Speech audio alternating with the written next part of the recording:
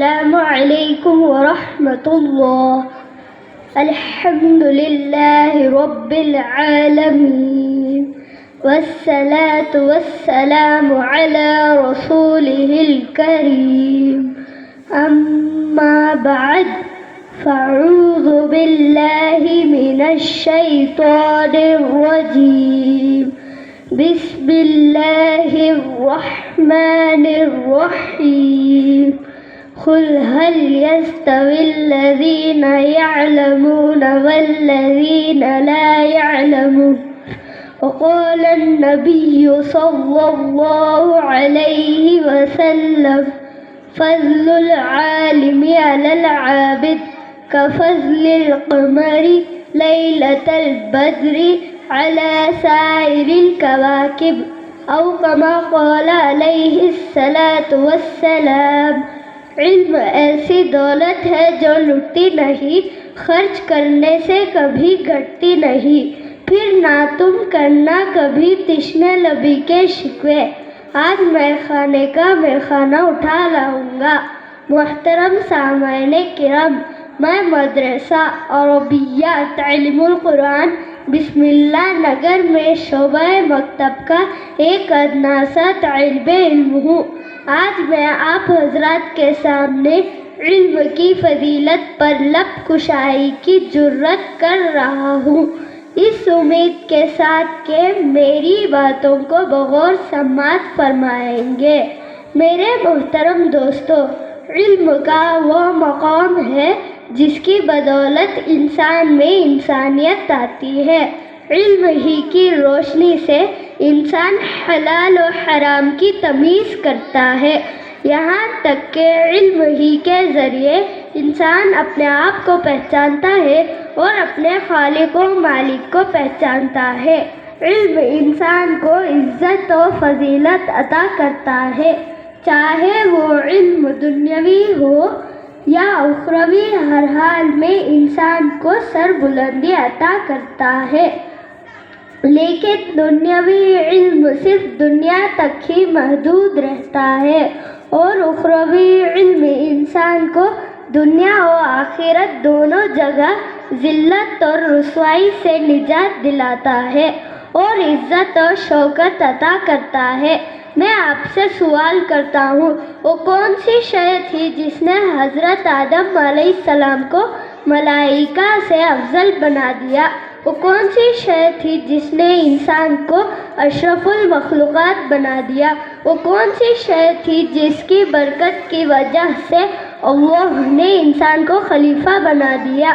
وہ کون سی شے تھی جس کی فضیلت کی بنا پر رب کائنات نے انسان کو اپنا نائب بنایا؟ وہ علم کی دولت ہے۔ جب رب کائنات نے قرآن کریم کا نزول فرمایا تو سب سے پہلے وہ آیت نازل فرمائی جس کا تعلق علم سے ہے۔ ارشاد فرمایا، اقرأ بسم ربک الذی خلق، خلق الانسان من علق، اقرأ وربک الاکرم الذی علم بالقلم۔ ترجمہ، اپنے رب کے نام سے پڑھیے جس نے سب کچھ پیدا کیا ہے۔ اس نے انسان کو جمے ہوئے خون سے پیدا کیا ہے۔ پڑھیے، اور آپ کا رب بڑے کرم کرنے والے ہیں جس نے علم سکھایا قلم کے ذریعے۔ ایک حدیث شریف میں محسن انسانیت صلی اللہ علیہ وسلم نے ارشاد فرمایا، فضل العالم علی العابد کفضل القمر لیلۃ البدر علی سائر الکواکب، کہ عالم کی فضیلت عابد پر ایسی ہے جیسے کہ 14ویں چاند کی فضیلت تمام ستاروں پر۔ حضرت عبداللہ ابن عباس رضی اللہ عنہما فرماتے ہیں کہ دوسرے مومنوں کے مقابلے میں اہل علم کے ساتھ 100 درجات زیادہ ہوں گے، اور ہر درجوں کی درمیان مسافت 500 برس کی مسافت کے برابر ہوں گی۔